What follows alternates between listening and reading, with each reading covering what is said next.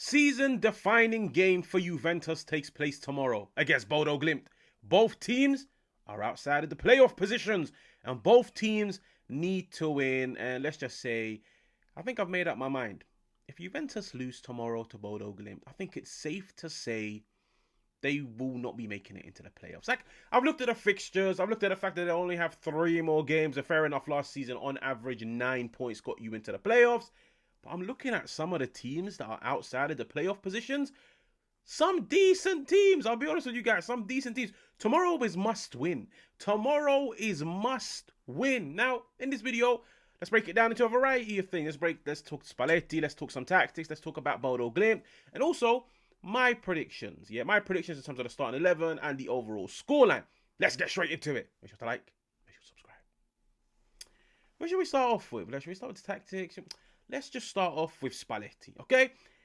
I've realized something about Juve. It's a formula. Formulas are so good in life because they tell you whether something is working out or not.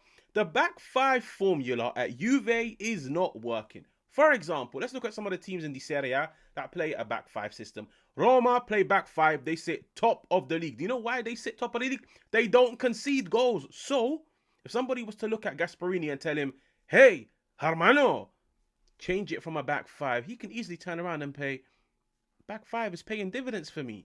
I'm sat top of the Serie A. I don't know how many clean sheets they have, but I know they're definitely in the top 3. I have a lot of clean sheets. I don't concede goals. I'm defensively strong. That's why I play a back 5. No problem. Then you look at Inter, for example. Inter, they play a back 5. Inter, they've conceded over 10 goals this season, but they can counter it by saying, listen, we concede, but we score. And we score the most. They've scored the most in the Serie A. So, for example, when it comes to Kivu, pick your poison. Do you want your team to be defensively strong, or do you want your team to be offensively strong? He sat looking at it and thinking, you know what? I'm going all out. I want goals, so it's fine. If my team concedes 1, I know they will score 2. If they concede 2, I know they will score 3. Now, it's pretty funny, the fact that they lost 1-0 to Milan, but the point still remains. They are playing high line. They are playing aggressive, but they are scoring a lot of goals. Then you've got Milan. Milan play back 5. It's paying dividends defensively. Clean sheet after clean sheet after clean sheet. What? Clean sheet against Roma. Clean sheet against Inter. Clean sheet against high-flying Bologna. You see what I mean? When it comes to Juve, the back 5 formula doesn't work because, like I said, pick your poison. You want to play back 5? You want your team to be defensively strong? Juve are not defensively strong. Let's just break it down like this. The formula goes like this. If you go to the gym, okay? You go to the gym and you go on that treadmill for 2 hours a day.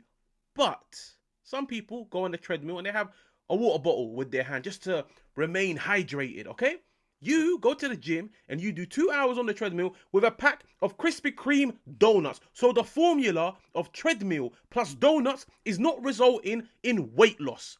Let's apply it to Juventus. The formula of Juventus plus back 5 is not resulting in defensive security, nor is it resulting in attacking prowess. Do you see what I mean? I always get so angry. My point is, the back 5, Spalletti, he needs to let it go. And I feel like Spalletti has walked in, and I always looked at him and I said, listen, reinvent the team. This is what a new coach can do when they walk in. Of course, it's a little bit difficult to reinvent a team when you walk in halfway into a season and there's the pressure, there's the demands. You've inherited a squad which you've had no say in constructing, but you can still reinvent the team. How do you reinvent a team? 1, by the choice of players. 2, the tactics and the formation. This back 5 with sometimes it's a 3 in the middle because McKennie drops deep, and then offensively McKennie joins Vlahovic and Kenan Yildiz. It's not reaping the rewards defensively. It's not reaping the rewards in terms of controlling games, and it definitely isn't reaping the rewards offensively. Like, Juventus look pretty toothless, and it's no surprise. Some of their best attacking players are now not as involved, not getting many touches. Their form has fallen off a cliff. This is what I'm petitioning for. Bam! 4-2-3-1 against Bodo Glimt. Now, hear me out. If the back 5 isn't working and you're still conceding goals, why don't you just sacrifice that extra centre-back for either an extra midfielder or an extra attacker and just go out there and play on the front foot? Yes, you might leave yourself a bit more open, but you now look at every single one of these attackers. Like, let's be honest. Come on, let's be completely honest. as much as there's a lot going wrong at Juve, and I feel like it's now reached a stage where I don't think tactics is the answer. I don't even think principles of play is the answer. Maybe just maybe it's not. Maybe just maybe the answer isn't even the coach. Maybe it's higher up than that.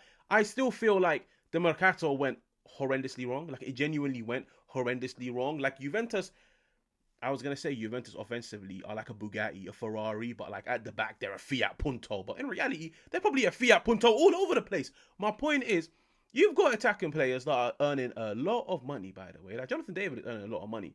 Zhegrova is earning a lot of money. Vlahovic is earning the most money in the Serie A. Kenan Yildiz is earning money and he wants more money to put pen to paper. Bro, put these players to the test and tell them, listen, we're going to go 4-2-3-1. Like, this is the starting 11 that I would want against Bodo Glimt. Kenan, you go on the left. David, listen, you have to find a way to integrate the dude besides 5 minutes of the bench. Put him in the number 10. He's too passive to play as a striker. Like, when you look at the way he plays the game and his overall demeanor, it's so difficult to, it's so different, to somebody like Vlahovic. Vlahovic is a pest. David is like the Canadian friendly teddy bear. But he's technical, but he's good at dropping deep, but he's good at giving and going. He's good in those tight areas. And I'll be honest with you guys, David that has scored goals throughout his career, I promise you guys, it's not as soon as he came to Turin, he became this horrible player. No, it's just about giving him that time, giving him that patience, like bed him in, just try and integrate him as best as possible. And I feel like throwing him into the deep end as a striker, it's not working at the moment. Put him in the 10. Zhegrova, I'm hearing Juve sent out a private jet to Bosnia to bring him back in time for the Fiorentina game, but he didn't get himself a single minute.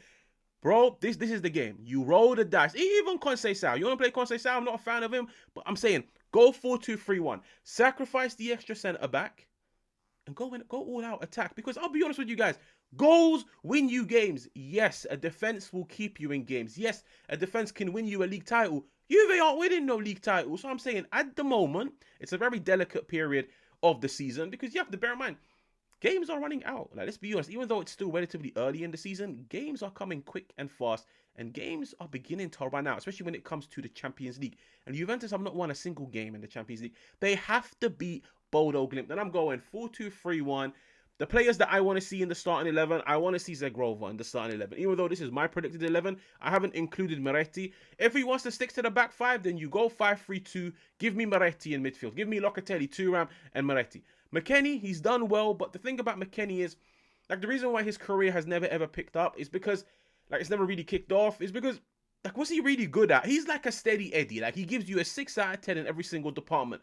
But when you're playing for a team like Juve, 6 out of 10 in every single department doesn't really cut it. And when I do look at McKennie, like, is he really a chance creator? Is he really a goal scorer for him to be playing in this offensive position? No. He does the job, but at the moment, the job isn't getting anywhere. Do you see what I mean?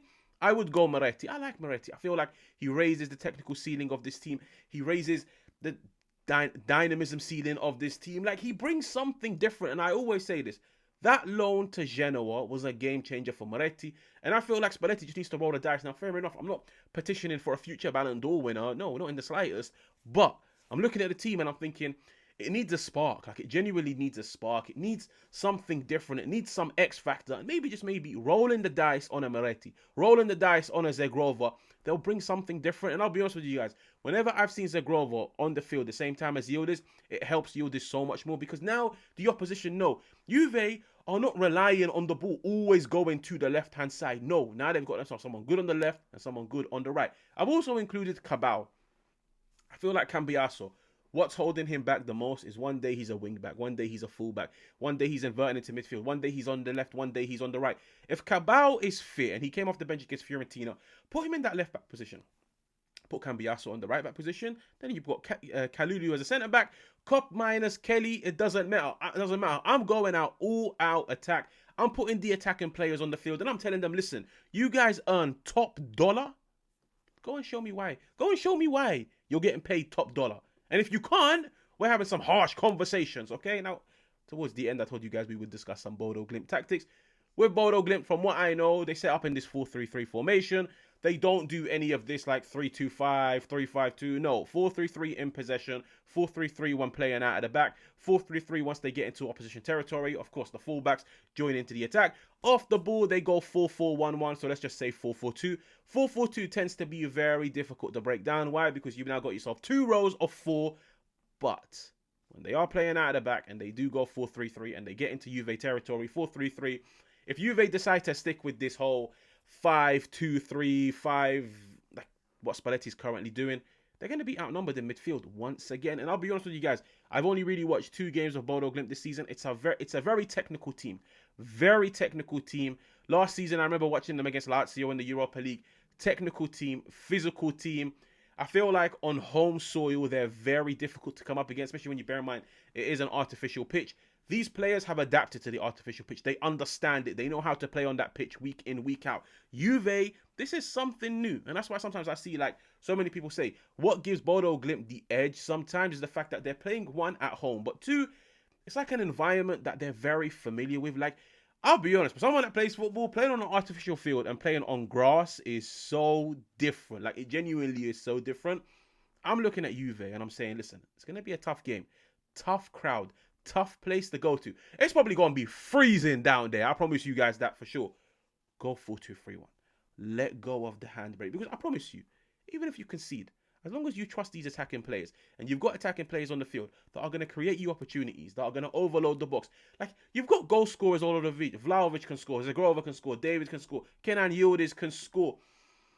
The 5-3-2 for me, it's like it takes away goal scorers. It doesn't bring in midfield controllers. It just brings in a defensive player and it doesn't aid the team defensively. The formula isn't working. Okay? That's it. Keep it short and sweet. Make sure to like. Make sure to subscribe. And I'll definitely be catching you guys tomorrow.